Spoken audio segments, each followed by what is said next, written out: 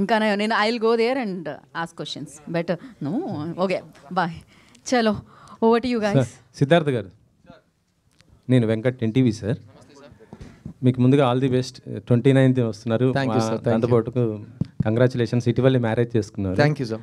So ఎలా ఉంది marriage life, ఎలా ఉంది? ఆ తర్వాత మీ సినిమా, ఫస్ట్ సినిమా ఇప్పుడు ఇది రిలీజ్ కాబోతుంది. మీరే చెప్పాలి సార్, ఫేస్ ఎలా ఉంది? మాకు హ్యాపీగా ఉన్నానా చూడడానికి, కామ్గా ఉన్నానా, అన్ని బాధలు కోపం ఏమని తెలియదు కదా, ఎందుకంటే అలాగే ఉంది, నేను ఏదో ఫ్లోట్ అవుతున్నది ఉంది. అంటే బాయ్స్ చాలా గ్రేట్ఫుల్ అండి. ఫస్ట్ ఆఫ్ ఆల్ మనకి ఇలాంటి ఒక వరం దొరికినప్పుడు నా లైఫ్లో నా దేవత వచ్చింది. సో మా ఇంటికి మహాలక్ష్మి వచ్చింది. సో నేను చాలా చాలా గ్రేట్ఫుల్గా ఉన్నాను. ఈ 2024లో ఒక మంచి విషయం జరిగితే ఫస్ట్ నా రియాక్షన్ సర్ప్రైజ్, ఏంటి మంచి జరిగిందా అనేది. సెకండ్ రిలీఫ్, అమ్మయ్యా దేవుడు దయతో మంచి జరిగిందని. అలాంటి ఒక టైంలో మనం బతుకుతున్నాం కాబట్టి నాకైతే it's the happiest moment of my life. And అదే సంవత్సరంలో నేను మళ్ళీ ఒక లవ్ స్టోరీతో మీ ముందుకు రావటం. మనం ఎన్ని ప్లాన్స్ చేసినా ఇంకో ప్లాన్ ఒకటి జరుగుతుంది. సో అది నేను ఫస్ట్ నుంచి నేను నమ్ముతున్నాను. So something is being planned for me and I'm very happy. అంటే మీరు లాస్ట్ సినిమా మీరు ప్రొడ్యూస్ చేశారు, చిన్న సినిమా, ఒక బ్లాక్ బస్టర్, ఒక మంచి మెసేజ్ ఇచ్చిన సినిమా.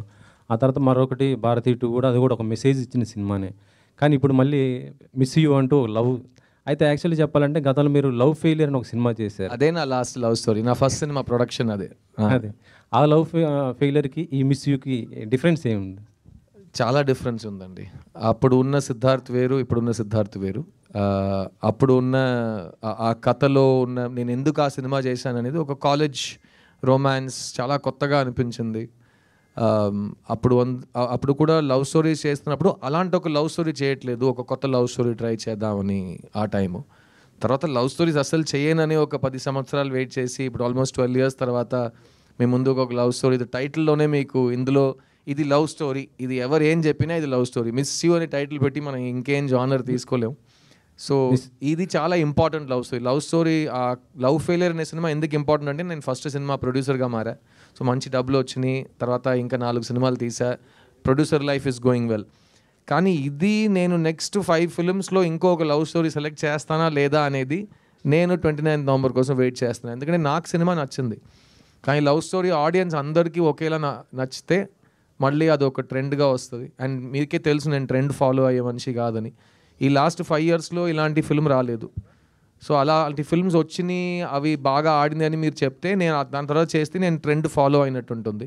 కానీ నేను నా హార్ట్ని ఫాలో అవుతున్నా, రాజశేఖర్ని ఫాలో అవుతున్నా, అండ్ ఈ సినిమాలో పనిచేసిన ప్రతి టెక్నీషియన్, ఆర్టిస్ట్ని ఫాలో అవుతున్నా. ఎందుకంటే వాళ్ళందరూ ఈ సినిమాలో పనిచేస్తున్నప్పుడు కానీ, ఈ సినిమా మేము డబుల్ పాజిటివ్ కానీ ఫైనల్ కాపీ చూస్తున్నప్పుడు అందరు బిలీఫ్ ఈ సినిమాలో కనిపిస్తుంది. అండ్ అందరికీ మళ్ళీ లవ్ స్టోరీస్ థియేటర్లో చూడాలండి అనే ఒక మాట నేను విన్నాను. So there's a big difference between the 2 films. 29th వస్తున్నారు, కాకపోతే మీ సినిమా ఏంటంటే మీరు 2 weeks దాకా గట్టిగా ఆడుతుంది ఒక నమ్మకం ఉన్నారు. 5th పుష్ప వస్తుంది కదా, మరి థియేటర్లో మళ్ళీ బాగున్నా కూడా ఏంటంటే ఒక పెద్ద స్టార్ మళ్ళీ అటుకుపోతుంది. మీకు తమిళ్లో కూడా ఈ సినిమా పెద్ద స్థాయిలోనే రిలీజ్ చేస్తున్నారు, నిన్న ఈవెంట్ కూడా చేశారు కదా, మరి అక్కడ మీకు ఇబ్బంది కదా, ఎందుకు డేర్ చేశాను? ఎందుకంటే 2 విషయాలు ఉన్నాయి సార్. ఒకటి, నేను ఈ 25 yearsలో నేర్చుకున్న విషయం, నా కంట్రోల్లో ఉన్న విషయాల గురించి నేను మాట్లాడతాను, నేను ఆలోచిస్తాను, నేను టెన్షన్ అయిపోతాను. నా కంట్రోల్లో లేని విషయాలు గురించి మనం మాట్లాడకూడదు. అట్ ద సేమ్ టైం ప్రతి సినిమా పెద్ద సినిమానే. మీరు ఎంత ఖర్చు పెట్టారనేది దానికి ఒక పెద్ద సినిమా చిన్న సినిమా లెక్క మనం చెప్పకూడదు. కానీ మీరు చెప్పింది కరెక్టే. ఈ సినిమా 7 days తర్వాత ఇంకా 2nd weekలో థియేటర్లో ఆడాలంటే చాలా విషయాలు జరగాలి. అందులో ఫస్ట్ నా సినిమా బాగుండాలి, ఆడియన్స్కి నా సినిమా నచ్చాలి. తర్వాత వేరే సినిమా గురించి వాళ్ళు ఆలోచించాలి, వాళ్ళు భయపడాలి. నాది ప్రాబ్లం కాదు. నా సినిమా బాగుంటే నా సినిమా థియేటర్లో ఉంటుంది. అదే సినిమా పద్ధతి. ఒక మంచి సినిమాని ఎవరు సినిమా థియేటర్ నుంచి తీయలేరు, అట్లీస్ట్ ఈ టైం పీరియడ్లో తీయలేరు. ఎందుకంటే అందరూ అన్నీ చూస్తున్నారు. 2006, 2007లో చేయొచ్చు, అప్పుడు ఇంత ఇన్స్టాగ్రామ్ అవేర్నెస్, సోషల్ మీడియా లేదు. కానీ ఇప్పుడు ఎవ్రీబడీ సీయింగ్. సో మంచి సినిమాని థియేటర్ నుంచి ఎవరు తీయలేరు కూడా. ఇందాక మీరు మాట్లాడుతూ అంటే ఒక ఇద్దరు ఎదవలకే ముందు మైక్ ఇచ్చేస్తారు అన్నారు కదా, అంటే ఎక్కడ, అంటే జర్నలిస్టా లేకపోతే ఎవరు ఎక్కడ అంటున్నారు? అది ట్రోలర్స్ అండి. ట్రోలర్స్ని కూడా ఇప్పుడు ఏం లేదు, నేను ట్రోలర్ ఎదవా అంటే ఏంటి సార్ మీరు ట్రోలర్స్ని ఎదవలు అంటున్నారని, అయితే నువ్వు ట్రోలరా అని నేను అడుగుతాను. మీరు ఏ పనికిరాని ట్రోలర్గా ఉంటే మీరు సీరియస్గా తీసుకోండి, లేకపోతే మీరు లైట్గానే తీసుకోవచ్చు. ఎందుకంటే మేము ఎదవల గురించి మాట్లాడుతున్నాం. ఇక్కడ ఎదవలు ఎవరు లేరు కదా, ఐ కార్డు చూపించండి ఒకసారి. లేరండి, ఎదవలు లేరండి. సో నేను మాట్లాడుతున్న వాళ్ళు ఇక్కడ లేరు. సో వాళ్ళ కోసం ఎవరు సపోర్ట్ చేసి బెదిరించొద్దు ప్లీజ్. ఓకే, అంతే. Thank you sir. Siddhu garu, sir మీరు లాస్ట్ టైం గుర్తుందా మీ క్వశ్చన్ నేను మిమ్మల్ని కంప్లీట్ ఇప్పుడు మిమ్మల్ని అడుగుతున్నా. ఇప్పుడు డైరెక్ట్ ఇంకా డైరెక్టర్ కాదు. ఓకే, సో అంటే ఒక బొమ్మరిల్లు, నువ్వు వస్తా అంటే నేను, ఇలాంటి లవ్ ఫిలిమ్స్ చేసినప్పుడు మీ ఏజ్ వేరండి. అంటే యాజ్ ఏ నో మీన్స్ అంటే లవ్ పరంగా, యాజ్ ఏ మ్యాన్ పరంగా కూడా మీలో మెచ్యూరిటీ లెవెల్స్ పెరిగి ఉంటాయి. కథాపరంగా కూడా, అంటే నరేషన్ పరంగా, అన్ని విధాలుగా సినిమా కూడా, కథలు కూడా ఎవాల్వ్ అవుతూ వచ్చాయి ఈ 20 yearsలో. సో ఆ పరంగా చూసుకుంటే మళ్ళీ ఒక కొత్త లవ్ స్టోరీస్తో వస్తున్నానని చెప్పారు కదా, ఆ ఆస్పెక్ట్లో ఈ సినిమా ఎలా ఉండబోతుంది? నేను చెప్పినట్టు లవ్ పెద్దగా మారట్లేదు సార్. మన లవ్ గురించి మాట్లాడే విధానం మాత్రం మారింది. ఇప్పుడు ముందు ఒక లెటర్ రాసి దాన్ని వాళ్ళు చదివారా అని తెలియడానికి 1 week పడుతుంది. తర్వాత వాళ్ళు లెటర్ ఆలోచించి రాయడానికి ఒక 1 week పడుతుంది. తర్వాత వాళ్ళు పోస్ట్ చేసి మళ్ళీ మన దగ్గరకు రావడానికి 1 వారం పడుతుంది. How are you, I'm okay చెప్పడానికి 3 weeks పడతాయి ఆ టైంలో. అప్పుడు కూడా ప్రేమించి పెళ్లి చేసుకునే వాళ్ళు ఉన్నారు కదా. ఇప్పుడు ఏంటంటే ఓకే అనే పదాన్ని కేగా షార్టన్ చేసుకున్నారు. అంత కూడా టైం లేదు మన దగ్గర. సో ఇప్పుడు 2 secondsలో లవ్ తెలిసిపోతుంది. అదే మెయిన్ డిఫరెన్స్. అర్థమైందా? ఓపిక చాలా తక్కువ అయిపోయింది. కానీ ప్రేమలో గెలవడం, ప్రేమలో ఓడిపోవడం స్టాటిస్టికలీ అన్నీ సేమే. ఒక క్రికెట్ మ్యాచ్లో 2 teams ఉన్నాయంటే ఒక్కొక్క టీంకి సేమ్ ఛాన్స్లే ఉంటాయి కదా. ఆ సేమ్ స్టాటిస్టిక్సే ఇప్పుడు కూడా ఉన్నాయి. ఆ మాట్లాడే విధానం మారింది, ఈ డివైసెస్ మారినాయి. కానీ సో నాకు ఇంకో ఎగ్జాంపుల్ చెప్తాను. నేను ఎగ్జాంపుల్స్ బాగా ఇస్తాను. ఇంకో ఎగ్జాంపుల్ చెప్తాను మీకు. మణిరత్నం గారు 2000లో మాధవన్ని, శాలినిని పెట్టి ఏఆర్ రెహమాన్ గారు మ్యూజిక్తో ఒక సినిమా చేశారు, సఖి. ఆ సేమ్ అప్పుడు మణి సార్ ఏజ్ ఏంటి? దానికి 20 years ముందు ఆయన రోజా తీశారు. అప్పుడు ఆయన ఏజ్ ఏంటండి? తర్వాత ఆయన దుల్కర్ని పెట్టి ఒక సినిమా తీశారు. అప్పుడు ఆయన ఏజ్ ఏంటి? ఆ మనిషి ఒక్కొక్క ఏజ్లో ఎంత ఏజ్ పెరిగినా మళ్ళీ ఏ క్యారెక్టర్స్ గురించి సినిమా తీస్తున్నాడో వాళ్ళని బాగా అర్థం చేసుకుని ఆ జనరేషన్కి ఆకట్టుకుని తగ్గట్టుగా వాళ్ళకు సినిమా తీస్తున్నారు. అదే మా ఏఆర్ రెహమాన్ గారు. ఆయనకి ఎంత ఏజ్ అయినా ఆయన మ్యూజిక్లో ఉన్న ఫ్రెష్నెస్ అదే కళ. So art. So same as an actor నా పని ఏంటంటే నా ఏజ్ ఎంత అయినా నేను ఒక క్యారెక్టర్ని ఒప్పుకున్నానంటే చూడ్డానికి ఆ క్యారెక్టర్లో ఉండాలి. అది ఎవరైనా చేస్తారు. ఇప్పుడు ఏఐలో కూడా చేసేస్తారు. ఏమైనా చేసుకోవచ్చు. మీరు నాలా ఉండొచ్చు, నేను మీలా ఉండొచ్చు, మన ఇద్దరు వాళ్ళ ఉండొచ్చు, ఏం రాంగ్ లేదు. కానీ ఆ క్యారెక్టర్ వయస్సుని, ఆ క్యారెక్టర్ బ్యాక్గ్రౌండ్ని అర్థం చేసుకుని అతనిలా ప్రవర్తించడం, అతనిలా మాట్లాడడం అదే నా పని, అదే నా ఉద్యోగం. దానికి నాకు డబ్బులు ఇస్తారు. అది నేను 20 years నుంచి ఆ క్రాఫ్ట్ మీద ఉన్నా. సో నాకైతే చాలా కాన్ఫిడెన్స్ ఉంది. ఎందుకంటే అప్పుడు కూడా నా మెథడ్ సేమే. బొమ్మర్లు చేస్తున్నప్పుడు అప్పుడు హైదరాబాద్లో ఉన్న కుర్రోళ్ళు, నేను వైజాగ్కి వెళ్తే వైజాగ్లో ఉన్న కుర్రోళ్ళు, విజయవాడలో ఉన్న కుర్రోళ్ళు, వాళ్ళని అబ్జర్వ్ చేసి నేను సిద్ధుని క్రియేట్ చేశాను.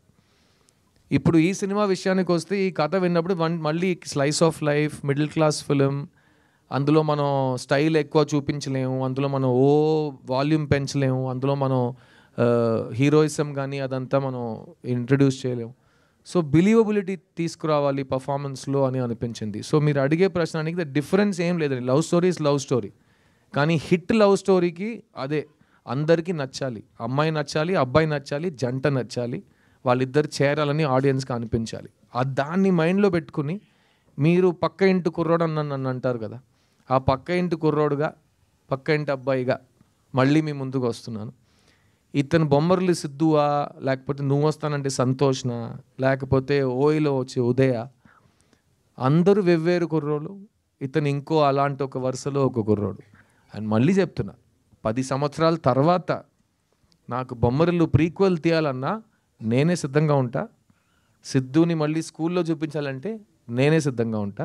ఎందుకంటే అదే నా పని. ఎవరో నా కోసం కథ రాయడానికి నేను వెయిట్ చేసి అందులోపు నాకు ఏజ్ అయిపోయిందంటే నేను బస్సు మిస్ అయినట్టు అవుతుంది. సో వాళ్ళకి మంచి ఐడియా స్క్రిప్ట్ వచ్చే వరకు నేను ఇలాగే ఉంటా. అన్ని మంచి అవకాశాలు నా కోసం రాసిన స్క్రిప్ట్స్ అన్నీ నా దగ్గరికే వస్తాయి. నేనే సిద్ధంగా ఉంటా. ఓకేనా? Thank you. Hi, Ishka. This is Hi, Rani. hi. So, looking so cute. Thank you. నిజంగా సిద్ధార్థ్ గారు లవ్ స్టోరీస్ చేశారంటే దానికి సపరేట్ ఫ్యాన్ బేస్ ఉంటుంది. సో అప్పుడు ఆయన బొమ్మరిల్లు కానీ నువ్వు వస్తానంటే నేను వద్దంటాను తర్వాత కూడా లవ్ స్టోరీని ఎక్స్పెక్ట్ చేశాము. అలాగే ఆయన ఫుల్ఫిల్ చేశారు అందరి విష్ని.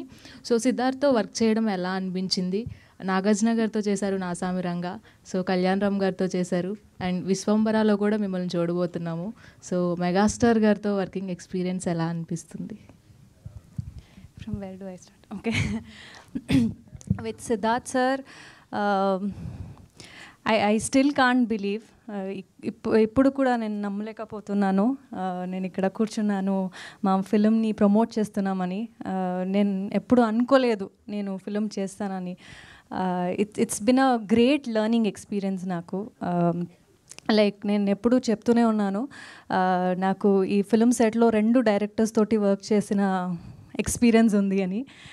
Monitor, he used to see monitor and sir was there right in front of me and he was telling me each and every details, expression, and నాకు లాంగ్వేజ్ తెలీదు తమిళ్లో. So I think he was there throughout to tell me and with my lines and expressions, he was there to help me throughout. And I think that is the best part about him. He's so confident, he's so smart, he knows every work. And as a fan, I had seen him in movies, on screen chusanu, kani work chesinappudu the admiration that I have for him just grew so high. And inka I think I want to do more work with him, and I you know, I hope I can get to work with him and learn more from him as an actor, because he's a fantastic actor. Any scene, any act, any character, he can just do it in a snap. And that is so much I look forward as an actor to work with. And I'm so grateful that I've been getting offers to do with all the great actors. Chiranjeevi garu, I've been working for Vishwambara. It's been a wonderful experience working with him. And Nagarjuna sir toti Nyasamiranga release ayindi, Sankranti blockbuster ayindi. And I think with all these amazing co-stars, Kalyan garu, all of them, I've learned so much. And the exposure that they have for their films, it's wonderful. And the characters that I get to play with them is also been so well put that all the audience are loving that. And I hope Sublakshmi character kuda alage Telugu audience ki nachutundi. And manchi character meer chusaru trailer lo, so I'm sure it's come out very well. And Telugu audience ki ee cinema pakka commercial entertainer laga untundi. Siddhu గారు, Siddhu garu sir, ఇక్కడ sir. Sir sir చూడ్డానికి నువ్వు వస్తానంటే నేను వద్దంటానా, బొమ్మరిల్లు, ఈ మధ్యలో చాలా సినిమాలు వచ్చాయి. అప్పుడు ఎలా ఉన్నారు, ఇప్పుడు లుక్ అలాగే ఉన్నారు. జనరేషన్స్ మారుతున్నాయి, స్టోరీస్ మారుతున్నాయి. సిద్ధార్థ కూడా అలాగే ఉన్నాడు, ఏం మారలేదు.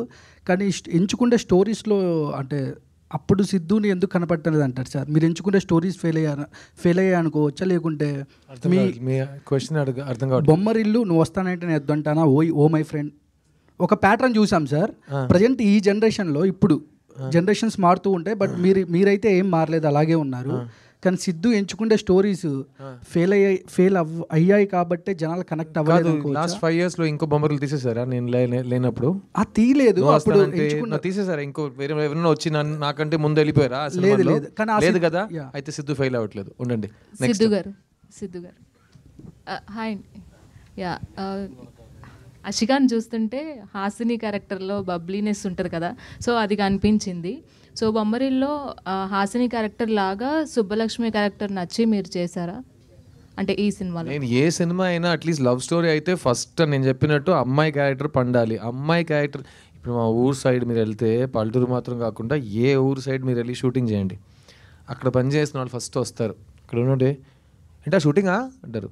నెక్స్ట్ క్వశ్చన్ ఏంటి, హీరోయిన్ ఎవరు మీరు చెప్తారు, హీరో ఎవరైనా అడుగుతాడు, మీరు సమాధానం చెప్పే ముందే అతను హీరోయిన్ చూడడానికి వెళ్ళిపోతాడు.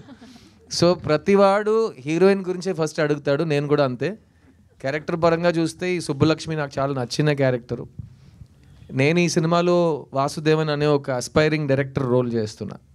సో ఆ అస్పైరింగ్ డైరెక్టర్కి ఈ సుబ్బలక్ష్మి ఎందుకు ప్రపంచంలో నచ్చని అమ్మాయిగా మారింది అయ్యింది, ఆ అమ్మాయికి ఇతను మళ్ళీ ఎందుకు లవ్ చెప్తున్నాడు, సో ఈ 2 ప్రశ్నలకి సమాధానం సుబ్బలక్ష్మియే చెప్పాలి. అది సినిమాలో మీరు చూస్తే సుబ్బలక్ష్మి మీకు ఎంత నచ్చితే అంతే ఈ 2 ప్రశ్నలకి సమాధానం మీకు ఇంకా గట్టిగా అనిపిస్తాయి. అండ్ ఈ సినిమాలో కెమిస్ట్రీ అయితే కెమిస్ట్రీ రైటింగ్ నుంచి వస్తుందండి, అందం నుంచి రాదు, ఇంకే ముద్దు నుంచి రాదు. కెమిస్ట్రీ అనేది రైటింగ్ నుంచి వస్తుంది. ఒక అమ్మాయి ఒక అబ్బాయి ఆ చిన్న ఒక స్పార్కిల్ ఎందుకు వస్తుందంటే రైటర్స్ తీసుకొస్తారు. సో అది ఆథర్ బ్యాక్ రోల్ అంటే ఈ సినిమాలో తందే. అండ్ నాకైతే తను పర్ఫామ్ చేసిన విధానం, అందులో ఒక ఇన్నసెన్స్ ఉంది, అట్ ద సేమ్ టైం చిలిపితనం ఉంది, అట్ ద సేమ్ టైం మీరు బబ్లీ క్యారెక్టర్ అన్నారు కదా, నేను జెనిలియాతో ఈ సినిమా షూట్ చేస్తున్నప్పుడు అన్నా, ఈ బబ్లీ అనే మాట గురించి ఈ సినిమాలో నేను ఒక కౌంటర్ చెప్పాను, అది నువ్వు చూసి కన్ఫర్మ్గా నాకు ఫోన్ చేస్తావు అని జెనిలియాతో చెప్పా. వాట్ డిడ్ యూ సే అన్నాను. No you see the film one you see it you will call me అన్నాను. సో మీరు అడిగిన బబ్లీ క్యారెక్టర్ ఆషిక, సుబ్బలక్ష్మి ఇవన్నీ కనెక్ట్ చేసి సినిమాలో ఒక సీన్ ఉంది. ఎందుకంటే నేను హింట్ ఇస్తున్నాను, నేను సినిమాలో డైరెక్టర్ అవ్వాలని కోరుకుంటున్నాను క్యారెక్టర్గా. సో అది చాలా బాగా కరెక్ట్గా మీకు కనెక్ట్ అవుతుంది మీరు అడిగిన ప్రశ్నకి. Siddhu garu sir, hi sir. ఆయన ఒక 1 సెకండ్ డెబ్యూట్ చేస్తున్నారు. మీరు ఆల్రెడీ ఒక ఇన్నింగ్స్ ఆడేశారు. 1 సెకండ్ సార్, మీరు సార్ ఈక్వల్గా ఉండాలి. నేను నెక్స్ట్ మీరు sir. Miss you sir, miss you అన్న. చేతిలో మీకు ముందు మైక్ ఉన్నాడు sir. Siddhu, miss you sir. Miss you two sir. Thank you. అసలు ప్రపంచంలో నచ్చని అమ్మాయి ఉంటుందా? ఆ అమ్మాయిని ఎందుకు ప్రేమించాలనుకున్నారు మీరు? సార్ ఇదే సార్ నాకు కూడా చెప్పాడు. అసలు ప్రపంచంలో అసలు నచ్చని అమ్మాయి ఉంటుందా? ఎందుకంటే మనకు అన్ని అమ్మాయిలు నచ్చుతాయి కదా. అదే మీరు నేను సేమ్ మీ ఫీలింగ్స్ నేను అర్థం చేసుకుంటున్నాను సార్, మీరు అర్థం చేసుకున్నాను. ఇదే ప్రశ్న నేను అడిగాను. ఎవరైనా ఒక అబ్బాయి నాకు తెలియని అమ్మాయి, నచ్చని అమ్మాయి, ఇదంతా మనకు ఉండదు కదా. తెలియని అమ్మాయి అంటే తెలుసుకుంటాం, తెలిసిన తర్వాత నచ్చేస్తుంది. అదే కదా మీ ఉద్దేశం? Super sir, super. ఒక సింగిల్ హార్ట్ నేను ఫీల్ అయ్యా. I understood it. బట్ అదే ఈ సినిమాలో నాకు అది చాలా క్యూరియస్ అనిపించింది. అండ్ నేను ఇప్పుడు మీకు ప్రీ రిలీజ్లో చెప్పే ఆ ప్రశ్న మాత్రం కరెక్ట్గా మేము సమాధానం థియేటర్లో ఇవ్వకపోతే మేము ఆ ప్రశ్నాన్ని ఇక్కడ చెప్పకూడదు. సో డెఫినెట్గా అందులో ఒక మ్యాటర్ ఉంది. రెస్ట్ ఆఫ్ ఇట్ ఇది ఒక లైట్ హార్టెడ్ మంచి కమర్షియల్ టెంప్లెట్లో ఉన్న happy feel good love story. ఒక స్మైల్తో మీరు థియేటర్ నుంచి బయటికి వెళ్ళిపోవచ్చు సార్. రైట్ సిద్ధు గారు, గత 10 yearsగా మీకు ప్రతి ఒక్కరు చెప్పే డైలాగే మిస్ యూ సిద్ధు. అంటే ప్రతి ఒక్కరు కూడా ఆ లవ్ స్టోరీ మిస్ అవుతున్నాం, ఎప్పుడు తీస్తారు. అండ్ 10 years నుండి మీరు కూడా చూసే ఉంటారు ఎలాంటి దానితో వస్తే బాగుంటుందని. బట్ లవ్ స్టోరీలు అనగానే ఆల్రెడీ మీరు తీసిన బిఫోర్ మూవీలే సూపర్ హిట్స్. సో ఇప్పుడు వస్తున్నారంటే దానికన్నా ఎక్కువ ఎక్స్పెక్టేషన్ పెట్టుకుంటారు.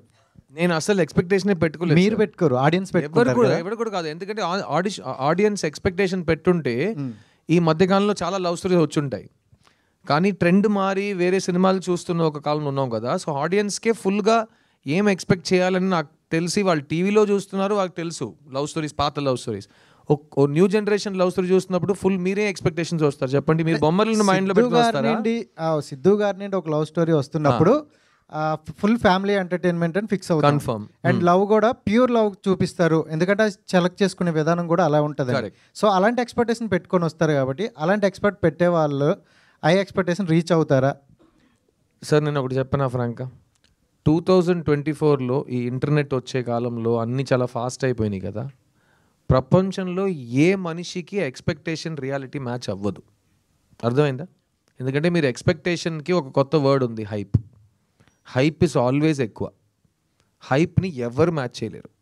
అది కమర్షియల్ సినిమా కానీ అవ్వనివ్వండి, రిలేషన్షిప్ కానీ అవ్వనివ్వండి, ఒక మీరు తినే తిండి కూడా అవ్వనివ్వండి. మీరు ఎక్కువ హైప్ చేస్తున్నారంటే అది మిమ్మల్ని డిసప్పాయింట్ చేస్తుంది.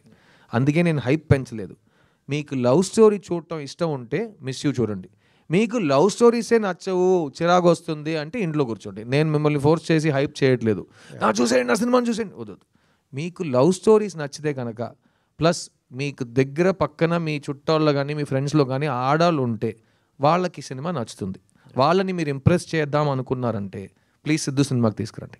ఎందుకంటే అమ్మాయిలకి అయితే ఈ సినిమా విపరీతంగా నచ్చుతుంది. ఎందుకంటే ఈ మధ్యకాలంలో అమ్మాయిల్ని ఫుల్గా కవర్ చేసే ప్లెజెంట్ స్వీట్ లవ్ స్టోరీస్ చాలా తక్కువ వస్తున్నాయి. కాబట్టి అంటే ఈ సంక్రాంతి నాది అని ఒక డైలాగ్ అన్నారు. ఒకప్పుడు నేను సంక్రాంతిలో పుట్టానండి. అదే ఇప్పుడు కూడా సంక్రాంతి అన్నారు కదా, అంటే కొంచెం పాజిటివ్ వైబ్ అండ్ తెలుగు రాష్ట్రాలకు మంచి పండగ.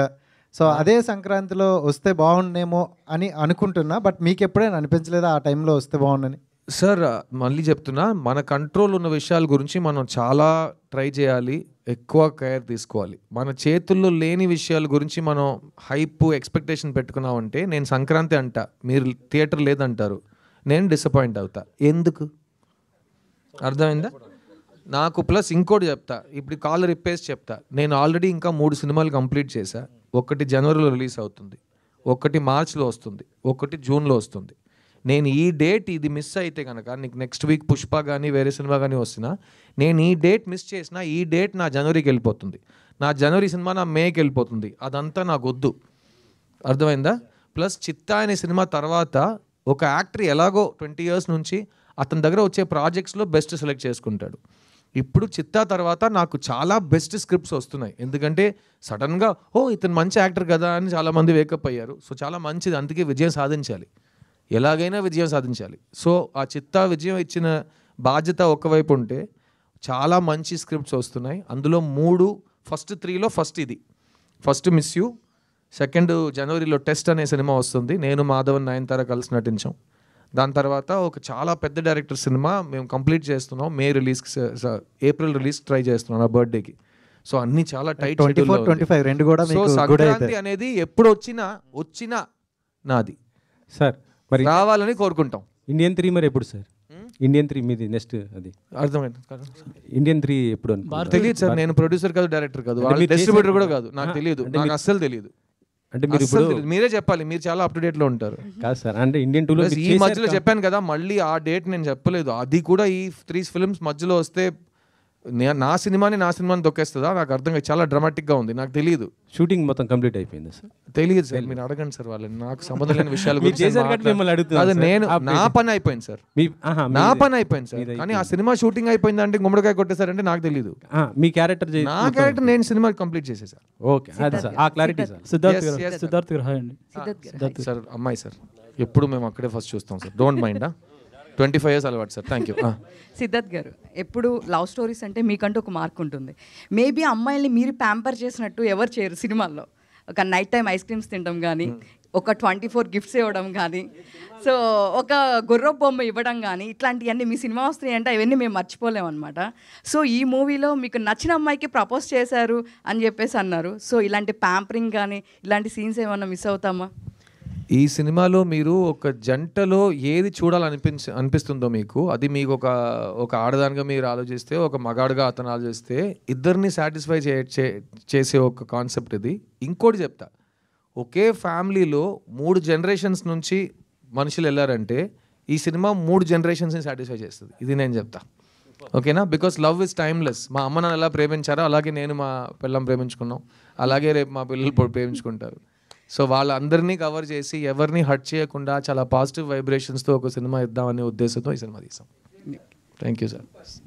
Thank you. సిద్ధార్థ్ గారు ఇక్కడ సిద్ధార్థ్ గారు సినిమా వస్తుందంటే ఏదో కొత్తగా ఉంటుందని చాలామంది ఎక్స్పెక్ట్ చేస్తారు. ఆ బ్రాండ్ని ఇప్పటివరకు కాపాడుకొని వస్తున్నారు. అది కాపాడుకొని రావడానికి ఎలాంటి ప్రికాషన్స్ తీసుకుంటారు మీరు? సార్ నేను చాలా స్వార్థంగా ఉంటాను సార్, ఎందుకంటే నేను సినిమాకి వచ్చింది నా కోసం. నేను ఫస్ట్ నన్ను నమ్మింది నన్నే. నేను ఈ రోజు వరకు 22 yearsలో ఎవరి మాట విని ఒక పని చేయట్లేదు. నాకు ఒకటి నచ్చితే నేను చేస్తా, నాలాగే నేను ఉంటాను, నా మది మాటే వింటుంటానని నేను మా పాటలో వస్తుంది సాంగ్, అదే నేను. అందుకే ఆ లిరిక్ అలా రాసుకున్నాం.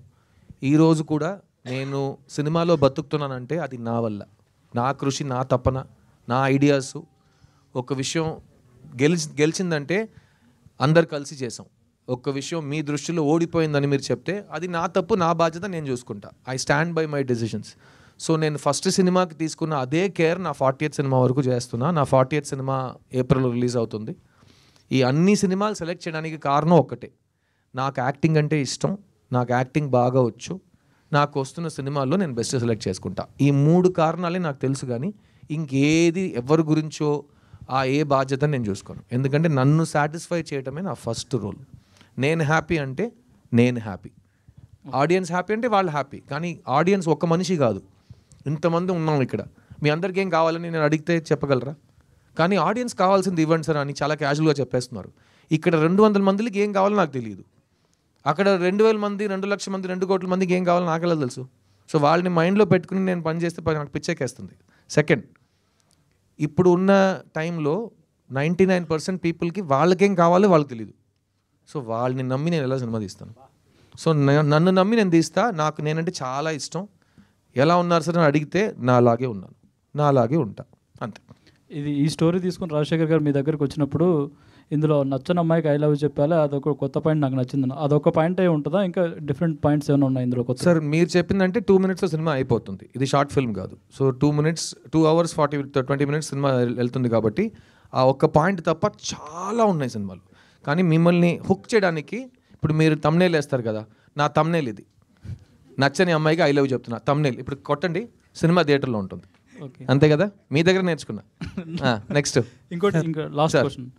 మల్టిపుల్ క్వశ్చన్స్తో వచ్చారు, మల్టిపుల్ చాయిస్ ఆన్సర్ విన్నా, మల్టిపుల్ క్వశ్చన్స్తో వచ్చారు మా బాబు. ఇందాక మాట్లాడుతూ నాకు నా ఫ్యాన్స్ వస్తే చాలు, హీరోస్ ఇంకా స్టార్స్ ఎవరు అక్కర్లేదు అన్నట్టు మాట్లాడారు. అంటే ఎందుకండి అంత? కాదు, ఎవరు ఒక మంచి సినిమా గురించి ఈరోజు ఒక ఇది ఉంది, ఫంక్షన్ పెడుతున్నారండి, ఎవరండి స్టేజ్లో కూర్చుంటారు? నేను కూర్చుంటాను.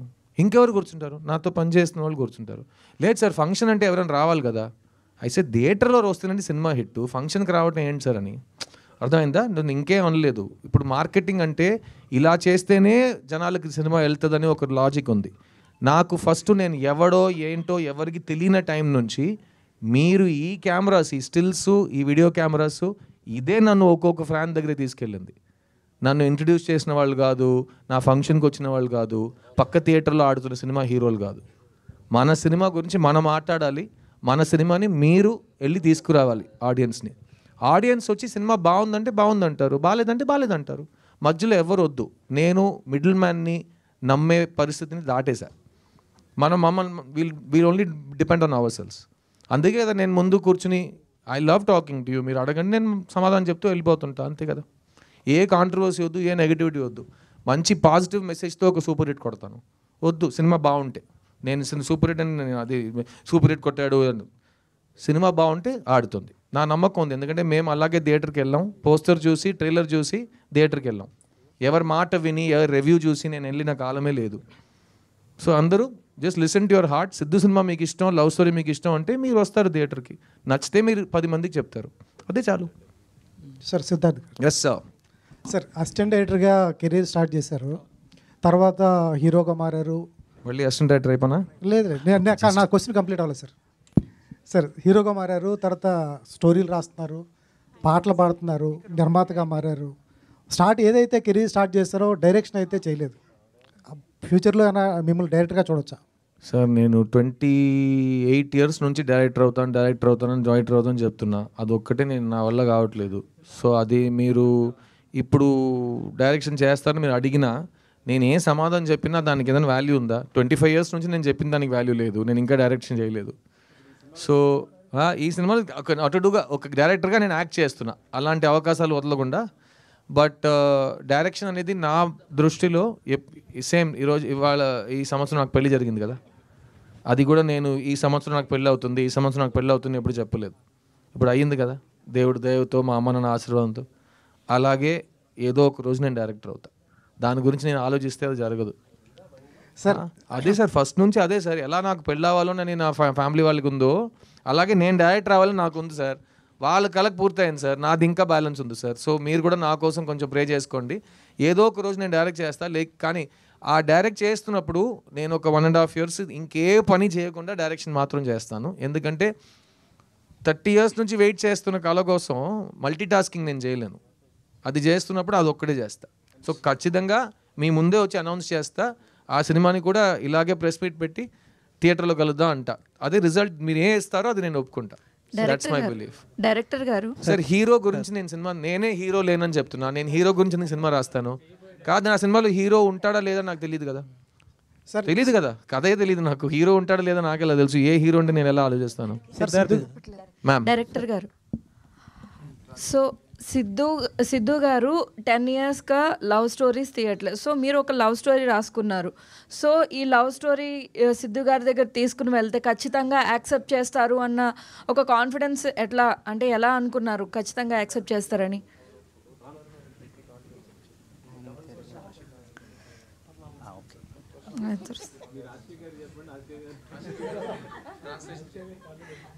நீங்களே கூட சொல்லிருங்க.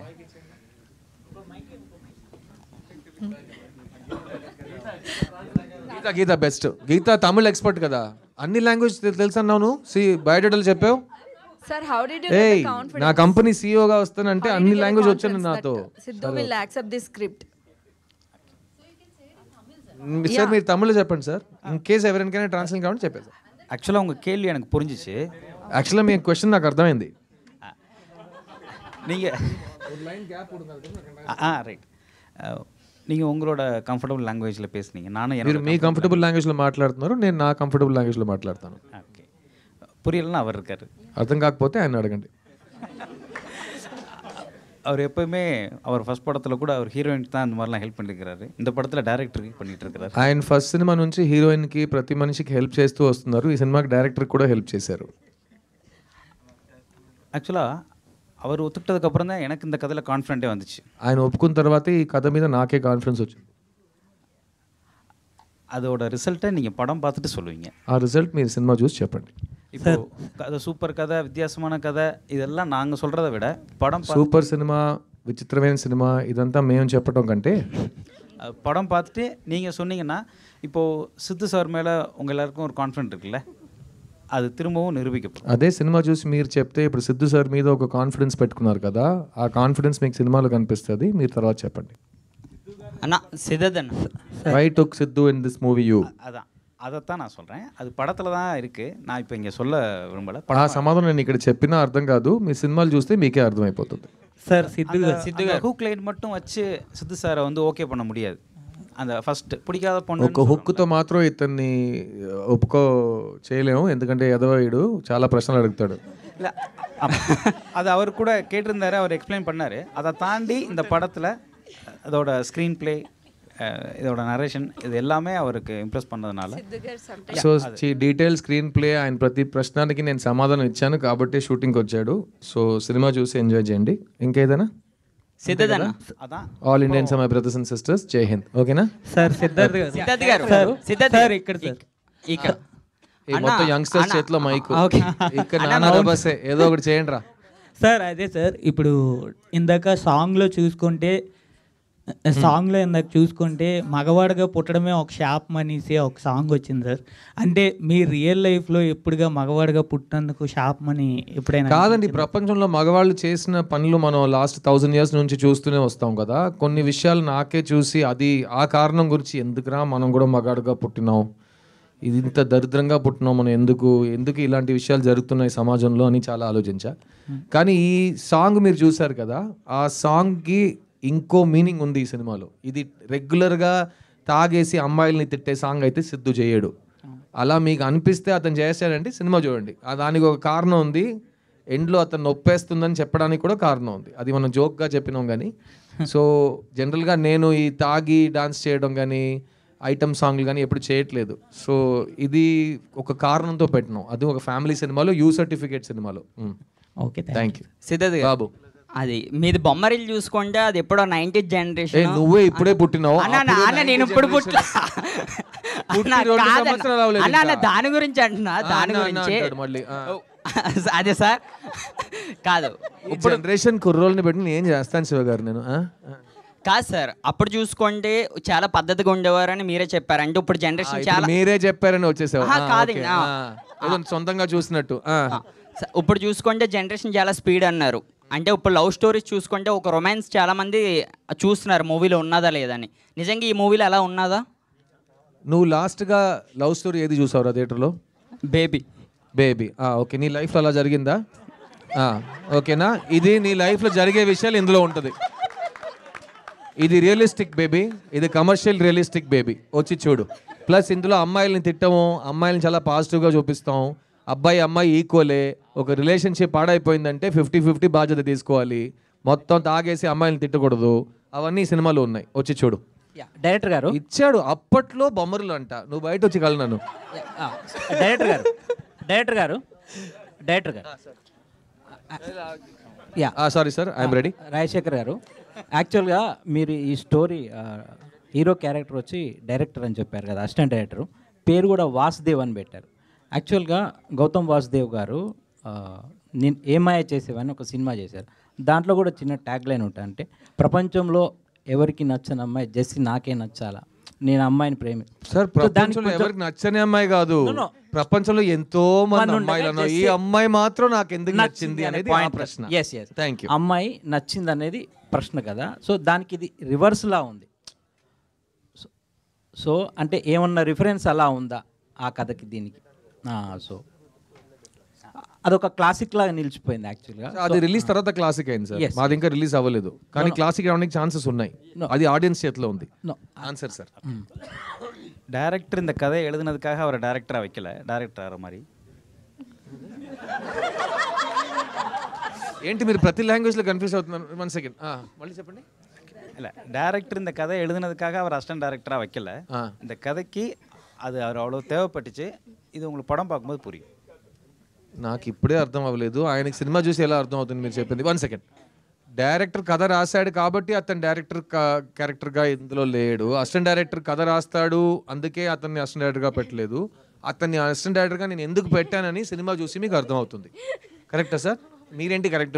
నాకు తెలుగు పరిస్థితి పురియదు, చాలా కన్ఫ్యూజింగ్ అయిపోయిందండి. సిద్ధార్థ్ గారు, సరదాగా వేరే లాంగ్వేజ్లో మాట్లాడుకుందాం, 3వ భాషలో. Sorry ma'am. 13 years బ్యాక్ నేను మిమ్మల్ని ఇంటర్వ్యూ చేశాను ఎన్టీవీ నుంచి లవ్ ఫెయిల్యూర్ మూవీకి. అప్పుడు ఎలా ఉన్నారు, ఇప్పుడు కూడా అలానే ఉన్నారు. నేను మాత్రం అలాగే ఉన్నావు మ్యామ్. మ్యామ్ ఎలా ఉంటాను, ఇది చెల్లి అలాగే ఉన్నావు నువ్వు. ఎవరు చెప్పినా ఆ మాట వినదు నువ్వు. యు సేమ్, అందరు సేమే. లేదు, మేము ఆంటీస్ కూడా అయిపోయాం, మీరు మాత్రం అలానే ఉన్నారు. ఎలా? హౌ? మీరు ఈ జన్మలో ఆంటీ ఎవరండి? ఓకేనా?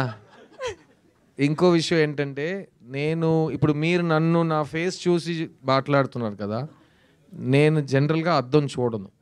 సో నేను నా ఐస్కి వెనకాల నుంచి లైఫ్ని గడుపుతా, ఒక నటుడుగా ఒక విషయాన్ని ఆలోచించి దాంట్లో దూరి నేను యాక్ట్ చేస్తా. నేను అద్దం ముందు ప్రాక్టీస్ చేయను. నేను ఒక్కొక్క షాట్ ముందు నేను ఎలా ఉన్నానని అడగను అద్దాన్ని. ఎందుకంటే నాకు అద్దం చెప్పగలేదు నేను ఎవరో, నా వయసు ఏంటో అని. నాకు లోపల అనిపించాలి. So I will always be Siddhu. And నా ఎనర్జీ ఏజ్ ఆఫ్ 16 నుంచి ఇప్పుడు నా ఏజ్ మీకే తెలుసు, నేను చెప్పక్కర్లేదు. ఎందుకంటే ఇడు అంటాడు అప్పట్లో బొమ్మరులు అంటాడు, మళ్ళీ వచ్చేస్తారు మైక్ పట్టుకుని. సో ఆ వయసు నేను చెప్పక్కర్లేదు మీకు, but I still feel young. And నేను మళ్ళీ చెప్తున్నాను, నాకు చేయాలని చాలా బోల్డ్ ఉన్నాయి. ఆ అవకాశాలు ఇంకా నాకు ఎవరైనా ఇవ్వట్లేదంటే నేను సొంతంగా క్రియేట్ చేసుకుంటా. అయినా కొన్ని అవకాశాలు ఉంటాయి. మా కమల్ హాసన్ గారికి దొరికిన అవకాశాలు, మా ఎన్టీఆర్ గారికి వచ్చిన అవకాశాలు, నేను మా ఎస్వి రంగారావు గారికి వచ్చిన అవకాశాలు, నేను నటులుగా చూస్తున్న వాళ్ళు, వాళ్ళకు వచ్చిన అవకాశాలు నా కోసం రాయడానికి ఇంకా ఎవరు రాలేదని నాకు బాధ ఉంటే, నేను ఈ స్టాక్ని ఫ్రిడ్జ్లో యాపిల్ని పెట్టినట్టు ఇలాగే ఉండాలి నేను. ఎందుకంటే వాళ్ళు వచ్చి నన్ను మైండ్లో పెట్టుకుని కథ ఇచ్చినప్పుడు నాకు వయసు అయిపోయింది అనుకోండి, అందుకే మీరు వీడికి వయసు ఎప్పుడు అవ్వకూడదే అని మీరు చెప్తూనే ఉండాలి. అండ్ అదే ముఖ్యమైన కారణం, వీడు ఎప్పుడు ముసలోడు అవ్వకూడదని తెలుగు ప్రేక్షకులకు ముఖ్యంగా ఇలాంటి అమ్మాయిలు ప్రార్థనించారు కాబట్టి నేను ఈరోజు ఇలా ఉన్నానండి. So full credit to you చెల్లి. Okay, ya. Siddharth garu, miss you trailer చాలా ఇంట్రెస్టింగ్ ఉందండి. సో ట్రైలర్లో చూస్తే మనం ఒక రొమాంటిక్ కామెడీ ఉంది, ఫ్రెండ్షిప్ జానర్ ఉంది, అట్లాగే ఒక ఫన్ ఉంది, ఒక లవ్ కెమిస్ట్రీ కనబడుతుంది. సో సిద్ధార్థ్ పర్సనల్గా ఈ అపీలింగ్ పాయింట్ ఏంటి ఈ లవ్ స్టోరీలో? అండ్ మీరు చేసిన చాలా స్టోరీస్ విన్నారు, లవ్ స్టోరీస్లో మీరు రిజెక్ట్ చేస్తాను, ఏది ఒప్పుకోలేదు అన్నారు. కానీ ఈ డైరెక్టర్ చెప్పినప్పుడు కాదనలేపారు అన్నారు. ఏంటి ఆ అపీలింగ్ పాయింట్ ఏంటి మూవీలో? మెయిన్ పాయింట్ చెప్పనా అండి, ఈ మధ్యకాలంలో ఇలాంటి సినిమా రాలేదండి. ఎందుకంటే నేను థియేటర్లో పెరిగిన కుర్రోడు నేను. సో ఇలాంటి సినిమా నేను థియేటర్లో కొన్ని సంవత్సరాల నుంచి చూడట్లేదు. అండ్ ఇప్పుడున్న జనరేషన్కి ఒక లవ్లీ, పాజిటివ్, డీసెంట్ అయిన ప్రేమ అంటే ఏంటో, ఒక జంట మధ్యలో మర్యాద అంటే ఏంటో, ఆ నమ్మకం అంటే ఏంటో, అలాంటి విషయాలు మాట్లాడే ఒక సినిమా ఇది. సో నాకు ఎలా సఖీ సినిమా నచ్చిందో, నాకు ఎలా లవ్ స్టోరీస్ అందుకే నచ్చుతాయి. Because love stories are route map. మనం ఎక్స్పీరియన్స్ చేయలేని విషయాలు, ఎక్స్పీరియన్స్ చేయని విషయాలు వేరే వాళ్ళ కథలు చూస్తుంటే, ఈ సినిమా తర్వాత సుబ్బులక్ష్మి లాంటి అమ్మాయి నా లైఫ్లో వస్తే నేను ఏం చేస్తానని కుర్రోళ్ళు ఆలోచించాలి. ఈ వాసు లాంటి కుర్రోడు మనకు తగిలితే మనం ఎలా రియాక్ట్ అవుతామని అమ్మాయిలు ఆలోచించాలి. అలాంటి వాళ్ళకి సూటబుల్ పార్ట్నర్స్ ఒక సినిమాలో క్యాండిడేట్స్గా, ఆర్టిస్ట్గా మీ ముందు ఉంటే అది ఒక ఫ్యాంటసీ కాదు, అది చాలా రియాలిటీకి తగ్గట్టు ఒక ఎక్స్పీరియన్స్. అండ్ అది ఈ జనరేషన్కి ఇచ్చే ఒక కమర్షియల్ సినిమా అటెంప్ట్ ఈ మిస్ యూ. సిద్ధార్థ్ గారు ఎక్కడ సార్? ఓకే సార్, చిన్న సినిమా రిలీజ్ అయిన తర్వాత నా లైఫ్లో మళ్ళీ ఇటువంటి సినిమా చేయలేను అని చెప్పేశారు.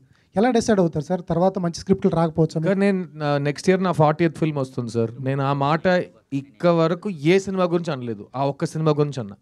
ఎందుకంటే అది నేను సొంత డబ్బులు పెట్టి ఎవరు తీయని సినిమా, గట్టిగా చెప్తున్నా ఎవరు తీయలేని సినిమా నేను తీసి థియేటర్లోనే ఈ సినిమా రిలీజ్ అవుతుందని 8 నెలలు వెయిట్ చేసి అన్ని భాషల్లో ఒకే రోజు సినిమా రిలీజ్ అవ్వాలని ఒక కలకంటూ ప్రతి భాష నేను సొంత గొంతులో డబ్ చేయాలని ప్లాన్ చేసి ఒక్కొక్క లాంగ్వేజ్లో ఒక కొత్త స్లాంగ్, ఒక నేటివిటీ నేర్చుకుని మొదటిసారి కన్నడలో డబ్ చేసి మండ్యాలో మాట్లాడే కన్నడ నేర్చుకున్నా.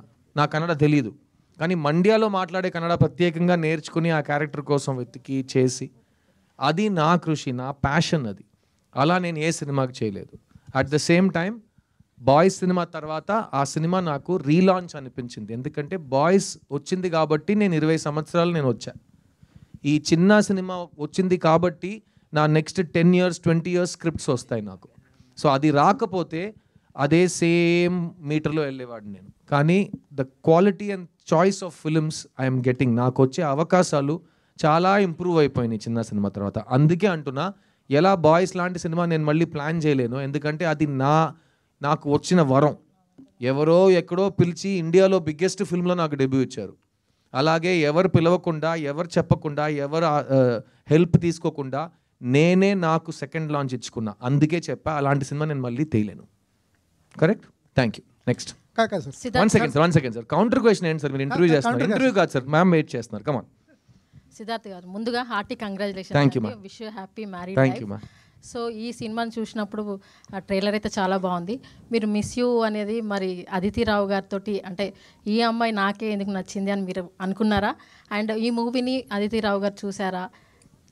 మ్యామ్, అదితిని ఎందుకు నచ్చిందంటే నేను కారణాలు వెతకక్కర్లేదు, నా దేవత తను. సో అలాంటి ప్రశ్న నేను మిస్ యూ అంటే రోజు 20 సార్లు చెప్తా తనకి. కానీ ఇంకో విషయం చెప్తాను, ఈ మధ్యకాలంలో నేను ఈ మిస్ యూ అనే పదం నాకు అన్ని చోట్ల కనిపిస్తున్నాయి. సో లాస్ట్ వీక్ మా అమ్మ నాకు 50th వెడ్డింగ్ యానివర్సరీ. నేను రాజస్థాన్లో షూటింగ్లో ఉన్నా. ఈ 22 yearsలో మా ఇంట్లో ఏ ఫంక్షను, ఏ మంచి రోజు, ఏ దేనికి నేను వెళ్ళట్లా.